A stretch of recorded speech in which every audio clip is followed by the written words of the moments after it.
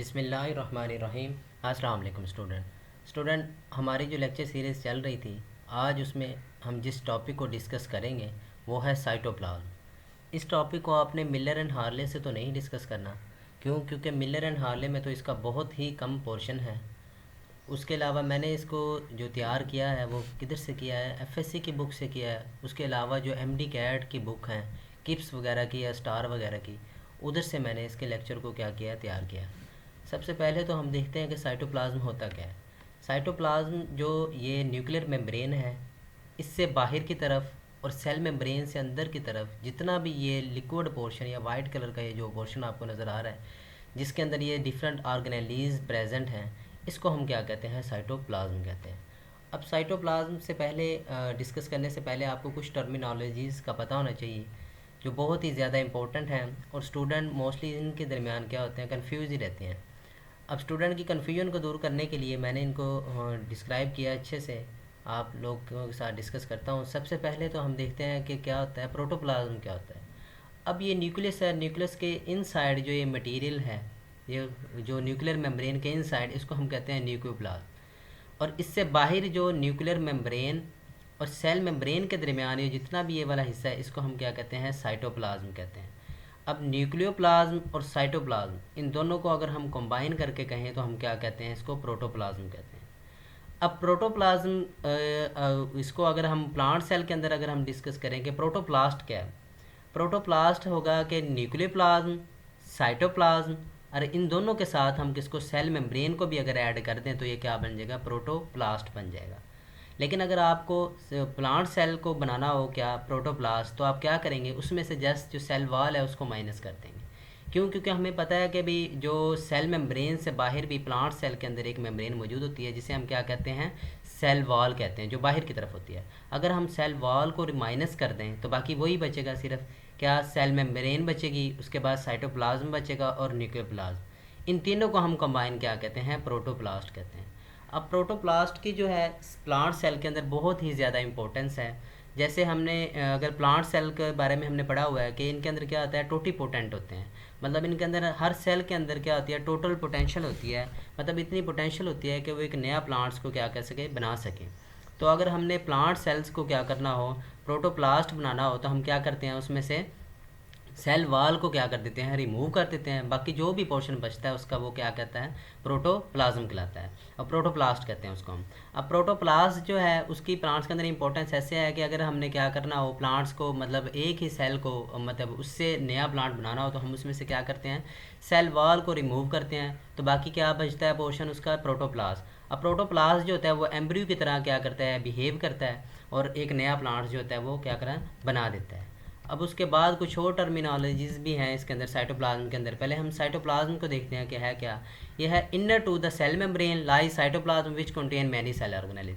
मतलब ये जो सेल मेम्ब्रेन है, इससे इनसाइड ये जो ब्लू कलर का आपको और ये डिफरेंट ऑर्गेनेलिज आपको नज़र आ रही हैं, ये सारा क्या है, साइटोप्लाज्म का पोर्शन है। लेकिन न्यूक्लियस से बाहर की तरफ, मतलब न्यूक्लियर मेम्ब्रेन, न्यूक्लियस के इर्द गिर्द जो मेम्ब्रेन होती है उसको हम क्या कहते हैं, न्यूक्लियर मेम्ब्रेन कहते हैं। अब न्यूक्लियर मेम्ब्रेन से बाहर वाला पोर्शन और सेल मेम्ब्रेन से अंदर वाला पोर्शन, जिसमें ये डिफरेंट ऑर्गेनेलीज मौजूद हैं, इनको हम क्या कहते हैं, साइटोप्लाज्म कहते हैं। अब इसके अंदर दो तकरीबन, इसको हम living content of the cell भी कहते हैं, क्योंकि जितनी भी सेल के लिए, ज़िंदा रहने के लिए जितनी भी चीज़ें उनको रिक्वायर्ड हैं, तो वो तमाम की तमाम किधर होंगी, यूकैरियोटिक सेल के अंदर इधर होती हैं। क्यों? क्योंकि प्रोकैरियोटिक सेल के अंदर तो क्या होता है, न्यूक्लियस होता ही नहीं है। तो प्रोकैरियोटिक सेल के अंदर जैसे ये डिस्टिंग्विश न्यूक्लियस है, ऐसा न्यूक्लियस नहीं होता, तो उसके अंदर तमाम ये मैट्रिक्स है वो एक ही होता है। उसके लिए हम एक टर्मिनोलॉजी यूज़ करते हैं, जैसे हम उसके कहते हैं कि न्यूक्लियोइड। न्यूक्लियोइड क्या होता है, जिसके अंदर क्योंकि प्रोकैरियोटिक सेल में क्या नहीं होता, न्यूक्लियस नहीं होता। तो न्यूक्लियस के अलावा जितना भी उसका ये पोर्शन मतलब होगा, जिसमें न्यूक्लियस भी तकरीबन थोड़ा बहुत जो है, और बाकी ये जो साइटोप्लाज्म सारा मिलकर क्या बनाते हैं, न्यूक्लियोइड बनाते हैं। तो अब इसको हम दो हिस्सों में तकसीम करते हैं। न्यूक्लियोप्लाज्म जो न्यूक्लियस के इनसाइड, जो मैंने आपको बताया, ये रेड कलर की जो न्यूक्लियर मेम्ब्रेन है, इससे इनसाइड ये वाला जो ग्रैन्युलर पोर्शन है, इसको हम क्या कहते हैं, न्यूक्लियोप्लाज्म कहते हैं।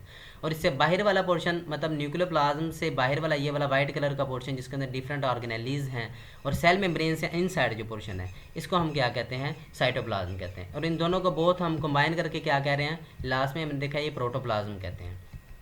अब कुछ और भी हैं। साइटोप्लाज्म के अंदर क्या होता है, एक्वस ग्राउंड सब्सटेंस होता है जिसके अंदर वैरायटी ऑफ सेल ऑर्गेनेलीज जो मैंने आपको पहले दिखाई है इस डायग्राम के अंदर कि तमाम ऑर्गेनेलीज किधर होती हैं, सेल के साइटोप्लाज्म के अंदर होती हैं। और क्या होता है, ये एक्वस के मतलब मीडिया होता है, एक्वस मटेरियल होता है, सोल्यूशन पानी की तरह का, मतलब ये क्या है, सोल्यूशन होता है। और इसके अलावा साइटोसोल क्या होता है। अब साइटोसोल, अगर ये साइटोप्लाज्म जो मैंने आपको बताया है, जो न्यूक्लियर मेम्ब्रेन से बाहर की तरफ, सेल मेम्ब्रेन से इनसाइड, ये जो वाइट कलर का पोर्शन है इसको हम क्या कहते हैं, साइटोप्लाज्म, जिसके अंदर क्या है, डिफरेंट ऑर्गेनेलीज प्रेजेंट हैं।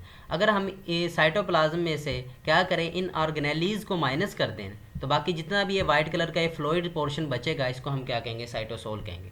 मतलब साइटोप्लाज्म में से हम क्या करेंगे, इन ऑर्गेनेलीज को माइनस कर देंगे, तो बाकी जितना भी पोर्शन बचेगा वो क्या होगा, साइटोसोल होगा। इसके अंदर क्या होगा, 90% क्या होता है, इसके अंदर वाटर होता है। अब ये जो वाटर है वो क्या होता है, सोल्यूशन फॉर्म के अंदर होता है, जिसके अंदर कुछ आयंस भी मौजूद होते हैं, आयनिक फॉर्म के अंदर भी होते हैं, मालिक्यूल्स वगैरह। अब ये जो सोल्यूशन साइटोसोल के अंदर है, ये दो टाइप्स का होता है। सबसे पहले क्या आता है, ट्रू सोल्यूशन, और दूसरा क्या है, कोलाइडल सोल्यूशन। अब ट्रू सोल्यूशन वो होता है कि जो ये साइटोसोल का पोर्शन जो मैंने आपको बताया, जिसमें से हम साइटोप्लाज्म में से अगर क्या करते हैं, इन ऑर्गेनेलीज को, ये जो माइटोकॉन्ड्रिया वगैरह या ये गोल्जी बॉडीज़ वगैरह या राइबोसोम्स वगैरह, इनको हम क्या करें, माइनस कर दें, तो बाकी जितना भी पोर्शन बचेगा क्या होगा, साइटोसोल होगा। अब साइटोसोल के अंदर जो क्या है, ट्रू सोल्यूशन, जो स्मॉल मालिक्यूल्स या आयंस वगैरह जो पानी के साथ बिल्कुल क्या हो सकते हैं, इस सोल्यूशन के साथ बिल्कुल डिजॉल्व हो जाती हैं, उसको हम ट्रू सोल्यूशन कहते हैं। जैसे साल्ट वगैरह, शुगर वगैरह, अमाइनो एसिड, ये जो साइटोसोल के अंदर 90% वाटर होता है, ये लास्ट स्लाइड में हमने डिस्कस किया है कि इस जो लिक्विड के साथ ये तमाम जो हैं, वाटर के साथ तमाम ये चीज़ें क्या हैं, अच्छे तरीके से डिज़ोल्व हो जाती हैं। इनको हम क्या कहते हैं, ट्रू सोल्यूशन, मतलब बिल्कुल हमें सोल्यूशन फॉर्म में नज़र आती है। लेकिन कोलाइडल सोल्यूशन में क्या आता है, सम लार्ज मालिक्यूल्स भी होते हैं, जैसे प्रोटीन्स या लिपिड वगैरह, ये इस सोल्यूशन के अंदर जो 90% ये वाटर है, इसके अंदर अच्छे से डिज़ोल्व नहीं होते, बल्कि हमें ग्रैन्यूल्स की फॉर्म के अंदर नज़र आते हैं, लार्ज पार्टिकल, तो उनको हम क्या कहते हैं, कोलाइडल सोल्यूशन कहते हैं। अब ये कोलाइडल सोल्यूशन भी अगर नेक्स्ट जो है, इसको हम फर्दर दो में डिवाइड करते हैं। सबसे पहले आता है सोल और दूसरा है जेल। अब ये जो कोलाइडल सोल्यूशन मैंने आपको बताया, ये जो साइटोप्लाज्म के अंदर अगर हम इन ऑर्गेनेलीज को माइनस करते हैं, तो बाकी पोर्शन क्या बचेगा, साइटोसोल बचेगा, जिसमें क्या होता है, हमने पढ़ा 90% क्या है, वाटर है। अब ये जो सोल्यूशन है, अगर ये न्यूक्लियस जो है, न्यूक्लियस के बाहर क्या है, ये न्यूक्लियर मेम्ब्रेन के बिल्कुल साथ साथ जो ये सोल्यूशन पाया जाएगा ना, ये पानी जो 90% ये न्यूक्लियर मेम्ब्रेन से सेल मेम्ब्रेन तक, ये जितना भी हिस्सा, ये क्या होगा, ये साइटोसोल का है। अब ये साइटोसोल का वो वाला हिस्सा जो न्यूक्लियर मेम्ब्रेन के बिल्कुल करीब करीब है, ये वाला न्यूक्लियस के करीब करीब वाला हिस्सा जो है, टुवर्ड द न्यूक्लियस, जो क्या होता है, नॉन विस्कस होता है, इतना ज़्यादा गाढ़ा नहीं होता है, इसको हम क्या कहते हैं, सोल कहते हैं। लेकिन जिस साइटोसोल मतलब वाटर वाला जो इसका पार्ट है, 90% जिसके अंदर वाटर होता है, साइटोसोल का वो हिस्सा जो क्या है, सेल मेम्ब्रेन की तरफ है, ये न्यूक्लियर मेम्ब्रेन की तरफ था, जो पास करीब करीब जो सोल्यूशन होगा उसको हम क्या कहेंगे, सोल कहेंगे। लेकिन जो सोल्यूशन किधर होगा, सेल मेम्ब्रेन की तरफ होगा, उसको हम क्या कहते हैं, जेल कहते हैं। ठीक है, ये क्या होता है, ये थोड़ा सा क्या होता है, मोर विस्कस होता है। पेरिफेरल पार्ट, पेरिफेरल हम किसको कहते हैं, किनारों वाले हिस्सों को। पेरिफेरल पार्ट जो होता है वो जेल की तरह होता है। जेल आपको पता है सेमी सॉलिड होती है, और ये इसकी स्ट्रक्चर को मेंटेन करने में बहुत ज़्यादा इंपॉर्टेंट रोल प्ले करती है। जैसे ये मैंने ये ब्लैक सा पोर्शन बनाया हुआ है, ये क्या है, ये साइटोजेल है। लेकिन ये जो बिल्कुल न्यूक्लियर मेम्ब्रेन के बिल्कुल साथ साथ जो इसका ये सोल्यूशन फॉर्म होगी, इसको हम क्या कहेंगे, सोल की फॉर्म कहेंगे। लेकिन ये सोल जो होगा नॉन विस्कस होगा, इतना ज़्यादा गाढ़ा नहीं होता। लेकिन जेल जो होती है, ये जो आप बालों में भी लगाते हैं, तो आपने देखा होगा ये सेमी सॉलिड से होती है, ये लिक्विड फॉर्म के अंदर नहीं होती। लेकिन जो सोल है वो आप ऐसा समझ लें कि जैसे आप ये सरसों वगैरह का तेल है, ये क्या होता है, ये सोल के फॉर्म के अंदर होता है, मतलब लिक्विड स्टेट के अंदर होता है। लेकिन जेल जो है, ये वाला पोर्शन, ये लिक्विड स्टेट के अंदर नहीं होता, बल्कि सेमी सॉलिड होती है। इसकी स्ट्रक्चर को मेंटेन करने में इसका बहुत ज़्यादा इंपॉर्टेंट रोल है। अब उसके बाद फंक्शन हम डिस्कस करते हैं। अब साइटोप्लाज्म क्या होता है, ये क्या करता है, सेल के लिए वाइटल केमिकल भी प्रोवाइड करता है। जितने भी केमिकल रिएक्शन सेल्स के अंदर होने हैं, वो तमाम के तमाम जो होंगे, क्या कौन प्रोवाइड करेगा, ये साइटोप्लाज्म ही प्रोवाइड करता है। उसके बाद ये स्टोर हाउस भी होता है मैनी ऑर्गेनेलीज। अब मैंने आपको बताया कि जितनी भी ऑर्गेनेलीज हैं, जैसे माइटोकॉन्ड्रिया, ये सेंट्रियोल्स हैं, उसके बाद गोल्जी बॉडीज़ हैं, ये तमाम की तमाम किधर हैं, साइटोप्लाज्म के अंदर ही मौजूद होती हैं, और ये डिफरेंट फंक्शन परफॉर्म करती हैं, और इनके फंक्शन जो हैं वो सेल के लिए बहुत ज़्यादा इंपॉर्टेंट होते हैं। उसके अलावा वेस्ट प्रोडक्ट वगैरह जितने भी हैं, वो भी कौन प्रोवाइड करता है, साइटोप्लाज्म ही प्रोवाइड करता है। इसके साथ साथ साइटोप्लाज्म जो है वो काफ़ी सारे मेटाबॉलिक प्रोसेस जितने भी सेल के अंदर हो रहे हैं उनके अंदर ही बहुत ज़्यादा इंपॉर्टेंट रोल प्ले करता है। अगरचे ये ऑर्गेनेलीज किधर मौजूद हैं, ये साइटोप्लाज्म के अंदर मौजूद होती हैं, लेकिन ये ऑर्गेनेलीज जो फंक्शन परफॉर्म करती हैं वो सेल के लिए भी और सेल की डिफरेंट फंक्शन को परफॉर्म करने के लिए ऑर्गेनेलीज भी बहुत ज़रूरी हैं। और ये ऑर्गेनेलीज की जी, अब जितने भी मेटाबॉलिक प्रोसेस हैं जो डिफरेंट ऑर्गेनेलीज परफॉर्म कर रही हैं साइटोप्लाज्म के अंदर या साइटोप्लाज्म के अंदर जितने भी मेटाबॉलिक प्रोसेस हो रहे हैं वो ऑर्गेनेलीज के लिए एसेंशियल हैं। जो ऑर्गेनेलीज चीज़ें बनाती हैं वो साइटोप्लाज्म के लिए एसेंशियल हैं। अब उसमें से सबसे पहला जो मेटाबॉलिक प्रोसेस है उसके अंदर आता है ग्लाइकोलाइसिस। ग्लाइकोलाइसिस क्या है? ग्लाइको मतलब क्या? ग्लूकोज, लाइसिस मतलब ब्रेक डाउन। मतलब ग्लूकोज की ब्रेक डाउन जो होती है किसके अंदर? साइटोप्लाज्म के अंदर होती है, उसको हम क्या कहते हैं? ग्लाइकोलाइसिस कहते हैं।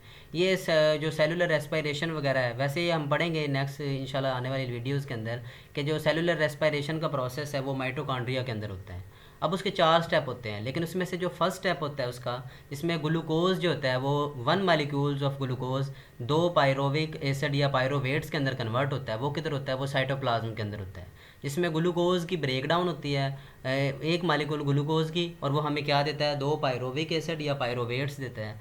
ये वाला प्रोसेस जो फर्स्ट स्टेप है सेलुलर रेस्पिरेशन का, इसमें 4 स्टेप में से फर्स्ट स्टेप किधर होता है? साइटोप्लाज्म के अंदर होता है। बाकी इसके तीनों स्टेप किधर होंगे? माइटोकॉन्ड्रिया के अंदर होंगे। जब हम इंशाल्लाह माइटोकॉन्ड्रिया को डिस्कस करेंगे तो उन तमाम स्टेप को हम 1 बाय 1 डिस्कस करेंगे।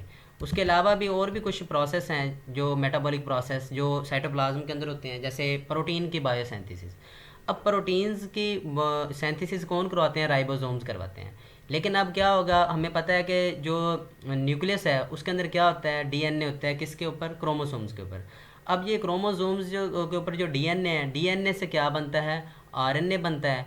अब वो आरएनए क्या करता है? ये न्यूक्लियर मेम्ब्रेन के अंदर जो पोर होते हैं इनको क्रॉस करके किधर आ जाता है? साइटोप्लाज्म के अंदर आ जाता है। अब साइटोप्लाज्म के अंदर क्या होते हैं? राइबोसोम्स होते हैं। वो राइबोसोम्स के साथ मिलके क्या बनाता है? पॉलीसोम्स बनाता है, और उसके बाद वो क्या कर देते हैं? प्रोटीन की बायोसिंथेसिस स्टार्ट कर देते हैं। अब ये प्रोटीन की बायोसिंथेसिस किधर हो रही है? साइटोप्लाज्म के अंदर हो रही है। ठीक है। अब दूसरा ये फंक्शन था, पहले में हमने क्या किया? ग्लूकोज की क्या करवाई? फॉर्मेशन, ग्लूकोज को ब्रेक डाउन करवा के हमने क्या किया? पायरोविक एसिड के अंदर कन्वर्ट किया। ग्लाइकोलाइसिस का प्रोसेस किया, वो किसके अंदर हुआ? साइटोप्लाज्म के अंदर हुआ। अब दूसरा प्रोसेस जो प्रोटीन की बायोसिंथेसिस हुई, ये भी किधर हुई? साइटोप्लाज्म के अंदर हुई। अब तीसरा प्रोसेस है जैसे जिसको हम क्या कहते हैं? ग्लूकोनियोजेनेसिस। ग्लूकोज, ग्लूकोनियो का मतलब क्या है? ग्लूकोज। जेनेसिस का मतलब क्या है? बनना। मतलब ग्लूकोज का बनना किससे? नॉन कार्बोहाइड्रेट से। ये आपने याद रखनी है बात। ग्लूकोनियोजेनेसिस और क्या? ग्लाइकोजिनोलाइसिस, इन दोनों के दरमियान आपने क्या करना है? डिफरेंस रखना है। सबसे पहले क्या है? ग्लूकोनियोजेनेसिस। ग्लूकोनियोजेनेसिस में क्या है कि ग्लूकोज की फार्मेशन किससे? नॉन कार्बोहाइड्रेट्स मालिक्यूल से, जैसे कि प्रोटीन से ग्लूकोज का बनना या लिपिड से ग्लूकोज का बनना। क्योंकि हमें पढ़ा है कि अमाइनो एसिड किधर है? साइटोप्लाज्म के अंदर है। और प्रोटीन्स वगैरह भी हैं, जैसे हमने पढ़ा है कि कोलाइडल सोल्यूशन के अंदर क्या होती हैं? प्रोटीन्स वगैरह मौजूद होती हैं। उनसे क्या बनना? किसका? ग्लूकोज का बनना। जब हमें क्या हो, ज़रूरत हो, तो फिर क्या उसको नॉन कार्बोहाइड्रेट सोर्स से ग्लूकोज का बनना, उसको हम क्या कहते हैं? ग्लूकोनियोजेनेसिस कहते हैं। उसके अलावा दूसरा प्रोसेस क्या है? ग्लाइकोजिनोलाइसिस। इसके अंदर क्या आता है कि जो कार्बोहाइड्रेट्स से किसका? ग्लूकोज का बनना। जैसे अब ग्लाइकोजन जो है वो कार्बोहाइड्रेट्स है। हमें पता है कि हमारी बॉडी के अंदर ग्लाइकोजन जो है वो 2 जगह के ऊपर स्टोर होती है मोस्टली, जैसे मसल सेल्स के अंदर और लीवर के अंदर। अब जब हमारी बॉडी को ज़रूरत होती है, हमारी बॉडी क्या करती है? ग्लाइकोजन की ब्रेक डाउन करके उसको दोबारा किसके अंदर कन्वर्ट करती है? ग्लूकोज के अंदर कन्वर्ट करती है। मतलब कार्बोहाइड्रेट सोर्स से हमें जो ग्लूकोज मिल रही है उस प्रोसेस को हम क्या कहते हैं? ग्लाइकोजिनोलाइसिस कहते हैं। लेकिन जो नॉन कार्बोहाइड्रेट सोर्स मतलब लिपिड्स या प्रोटीन से जो बनती है सेल्स के अंदर क्या चीज़? ग्लूकोज बनता है, उसको हम क्या कहते हैं? ग्लूकोनियोजेनेसिस कहते हैं। अब उसके अलावा एक और फंक्शन है इसका, उसको हम क्या कहते हैं? साइक्लोसिस कहते हैं। साइक्लोसिस का मतलब क्या है? जो स्ट्रीमिंग मूवमेंट होती है जो किसके अंदर? ये साइटोप्लाज्म के अंदर। जो साइटोप्लाज्म के अंदर ये सोल्यूशन या फ्लूइड है, इसकी क्या होती है? स्ट्रीमिंग मूवमेंट होती है, जिसको हम क्या कहते हैं? साइक्लोसिस कहते हैं। जी। अब उसके बाद जो है स्ट्रीमिंग मूवमेंट होती है फ्री फ्लोटिंग ऑर्गेनेलीज की साइटोप्लाज्म के अंदर। ये अब हम जब पढ़ेंगे साइटोस्केलेटन का ऑर्गेनेलीज को हम डिस्कस करेंगे, उसमें इंशाल्लाह हम इसको डिस्कस करेंगे कि जो साइटोस्केलेटन के अंदर क्या होती हैं? माइक्रो फिलामेंट्स होते हैं। वो क्या करते हैं? साइटोप्लाज्म के अंदर जो फ्लूइड होता है उसको क्या करवाते हैं? मूव करवाते हैं। जैसे स्ट्रीमिंग मूवमेंट आपको एरो के अंदर नज़र आ रही है। अब इसके अंदर क्या होता है, जो फ्री फ्लोटिंग ऑर्गेनेलिज होती हैं जैसे माइटोकॉन्ड्रिया या क्लोरोप्लास्ट वगैरह, ये जो होती हैं फ्री फ्लोटिंग होती हैं। साइटोप्लाज्म के अंदर क्या होती है, सारा दिन फ्लॉट करती रहती हैं, मतलब तैरती रहती हैं। बाकी ऑर्गेनेलिज तो नहीं, सिर्फ ये माइटोकॉन्ड्रिया और क्लोरोप्लास्ट ये फ्री फ्लोटिंग होती हैं। अब ये अगर आपने इस मूवमेंट को देखना हो, इस मूवमेंट को हम क्या कहते हैं, active mass movement of cytoplasm कहते हैं, कि जिसमें साइटोप्लाज्म जो है वो सारा दिन क्या करता रहता है, मूव करता रहता है वेव्स की सूरत में। अब ये अगर आपने मूवमेंट को अगर स्टडी करना हो तो आप क्या कर सकते हैं, यूनिसेलुलर या अमीबा वगैरह के अंदर उसको बहुत अच्छे से आप इसको क्या कर सकते हैं, स्टडी कर सकते हैं। क्योंकि हमने पढ़ा है कि अमीबा के अंदर क्या होता है, साइटोप्लाज्मिक प्रोजेक्शन बनती हैं जिनको हम स्यूडोपोडिया कहते हैं। और वो जो इसके अंदर ये मटेरियल होता है, साइटोप्लाज्म के अंदर जो मटेरियल होता है उसकी वजह से वो प्रोजेक्शन बनती है, जिसकी वजह से वो क्या करता है, मूव करता है। लेकिन मल्टी सेलुलर जो सेल हैं वो क्योंकि मूव नहीं करते तो उनके अंदर नहीं इतनी ज़्यादा मतलब हम देख सकते। लेकिन अब अगर आप देख सकें कि इसके अंदर अमीबा के अंदर आप उसको बड़ी डिटेल के अंदर स्टडी कर सकते हैं, जिसे हम क्या कहते हैं, अमीबॉइड मूवमेंट भी कहते हैं। इस मूवमेंट का फ़ायदा क्या होता है सेल को, क्योंकि जो चीज़ें सेल के एक हिस्से में बन रही हैं, जब वो साइटोप्लाज्म के अंदर जो मटेरियल है वो मूव करता है, उसके साथ माइटोकॉन्ड्रिया फ्री फ्लोटिंग ऑर्गेनेलिज जो होती हैं वो मूव करती हैं। जो चीज़ें मतलब एक ऑर्गेनेलिज सिंथेसिस कर रही है वो मूव करते करते दूसरी ऑर्गेनेलिज तक भी वो क्या आ जाएंगी, उनकी मूवमेंट ईजीली पॉसिबल हो सकेगी। ये तकरीबन ये था हमारा आज का लेक्चर। नेक्स्ट जो इस मतलब चैप्टर के अंदर रह गए हैं टॉपिक, उनको हम वन बाय वन डिस्कस करते रहेंगे। तब तक के लिए अल्लाह हाफिज़।